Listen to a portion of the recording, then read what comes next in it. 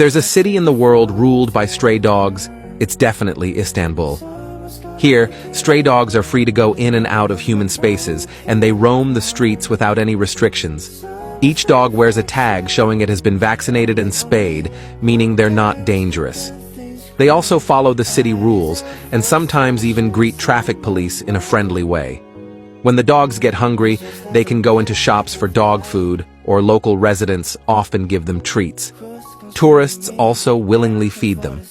The dogs can enter shopping malls to warm up, or gather on buses to stay warm. No one ever chases them away. You can even play with dogs in the subway. In the summer, they jump into pools to cool off, and some dogs even dive into the river to swim with people. The people of Istanbul believe that God's love for animals is special. If someone doesn't love animals, they don't know how to love people. The love for stray dogs in this city makes it feel warm and welcoming.